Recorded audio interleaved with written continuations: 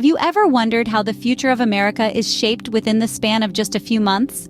Today, we're going to explore that question by diving into the captivating world of the 2024 Republican presidential primary calendar. This complex system plays a vital role in selecting the Republican nomination for the presidential election, setting the stage for America's political future. So, let's delve into the 2024 Republican presidential primary calendar to understand its significance.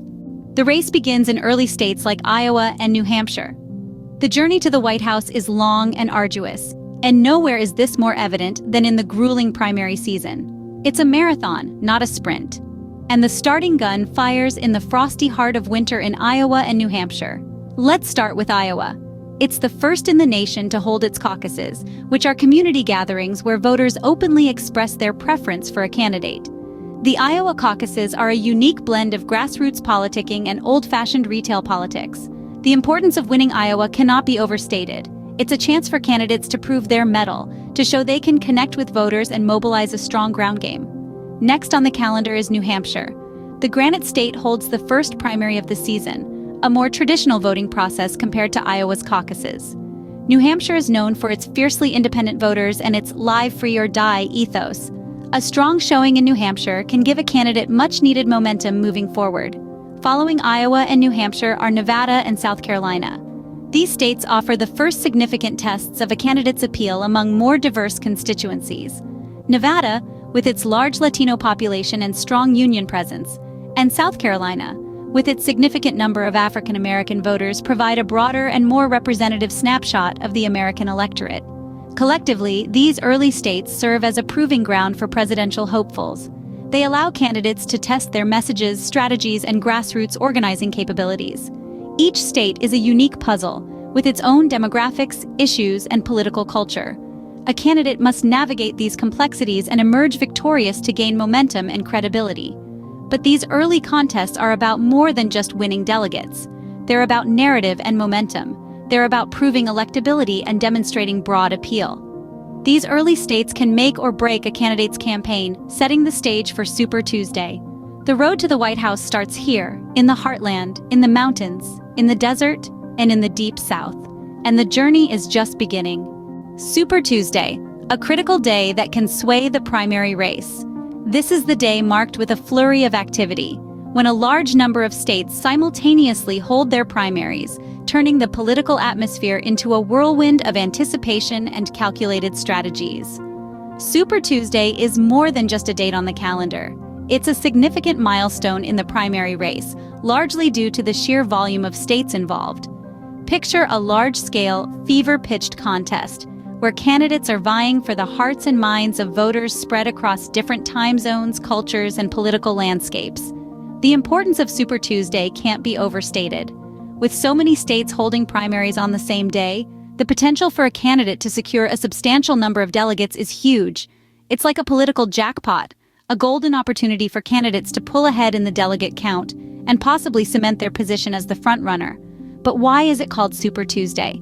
The term traces back to 1988, when a dozen southern states decided to hold their primaries on the same day. The idea was to boost the influence of southern states in choosing the presidential nominee. The plan worked, and since then, Super Tuesday has grown both in size and importance. But here's the thing about Super Tuesday. It's not just about the numbers. It's also about momentum. A strong showing on Super Tuesday can infuse a campaign with a renewed sense of purpose and energy. It can generate headlines, attract donations, and create a sense of inevitability around a candidate. But let's not get ahead of ourselves. Super Tuesday, as pivotal as it may be, is not the finish line. There are still plenty of primaries and caucuses left on the calendar.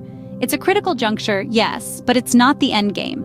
A candidate can surge on Super Tuesday, but they'll still need to navigate the rest of the primary season successfully to clinch the nomination. Super Tuesday often acts as a turning point, but the race doesn't end here.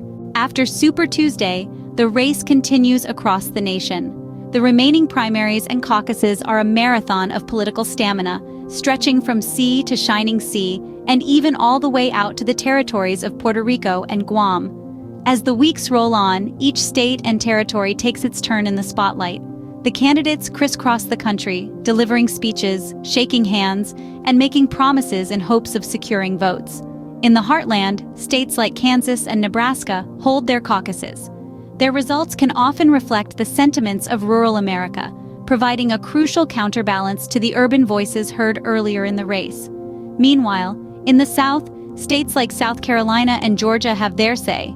These primaries can be a litmus test for how a candidate's message resonates with Southern voters, often playing a key role in the overall race. Then we turn to the West, where states like Utah and Arizona hold their primaries. These contests offer a glimpse into the political leanings of the American West, a region known for its fierce independence and distinct political landscape. The race then makes its way to the territories. The Puerto Rico primary and the Guam caucus may be smaller affairs, but they are no less significant. These contests offer candidates a chance to show their commitment to all parts of the United States, even those far removed from the mainland. And finally, the race wraps up in the nation's capital with the Washington, D.C. primary. This last hurrah of the primary season is a final chance for candidates to make their case to the voters before the stage is set for the Republican National Convention. In the end, every one of these contests matters. Each vote cast in every corner of the country plays a part in determining who will become the Republican nominee. While less publicized, these late races can still tip the scales in a candidate's favor. Finally, the Republican National Convention, where the nominee is officially chosen. It's a grand spectacle of democracy in action, where the chosen delegates from each state come together to cast their votes for the party's presidential nominee. The convention is more than just a formal process. It's a celebration of Republican values and the party's vision for America's future. The convention is organized by the Republican National Committee, a body that is responsible for the overall management and strategic direction of the party. The committee works tirelessly to ensure that the convention runs smoothly and effectively. In the lead-up to the convention, the delegates who have been elected during the primaries and caucuses prepare to cast their votes. This is a significant responsibility as their decision will ultimately determine who will represent the Republican Party in the general election. The convention typically lasts 4 days. The first 2 days are usually devoted to committee meetings and speeches from key party figures. These speeches serve to rally the party around common goals and to inspire the delegates before they cast their votes. On the third day, the roll call of states begins. This is the moment when the delegates cast their votes. Each state announces its vote totals, with the candidate who receives a majority of the votes becoming the official nominee. The final day of the convention is reserved for the nominee's acceptance speech. This is an opportunity for the nominee to outline their vision for the country and to rally supporters for the upcoming general election. The convention is not just about deciding the nominee, it's also an opportunity for the party to unite and to present a unified front to the American public. It's a time for the party to showcase its strengths, its values, and its vision for the future.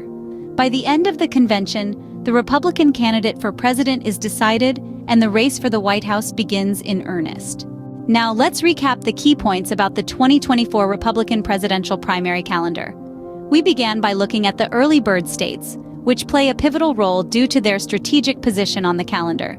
These states, including Iowa and New Hampshire, are the first to cast their votes, and thus they significantly influence the momentum of the candidates. A strong performance in these states can set the tone for the rest of the race. Next, we delved into Super Tuesday, an event that truly tests the mettle of the candidates. On this day, a large number of states hold their primaries or caucuses simultaneously. The results can drastically alter the landscape of the race, as a substantial number of delegates are up for grabs. A candidate who fares well on Super Tuesday often has a strong chance of securing the nomination. We then explored the remaining primaries and caucuses, each with its own unique characteristics. These contests continue to shape the race, offering opportunities for underdogs to make a comeback or for frontrunners to solidify their leads. Finally, we discussed the Republican National Convention, the culmination of the primary season. Here, the party formally nominates its candidate for the presidential election. The convention is a pivotal moment as it sets the tone for the campaign to follow. Understanding the 2024 Republican presidential primary calendar gives us insight into the crucial process that shapes our nation's future.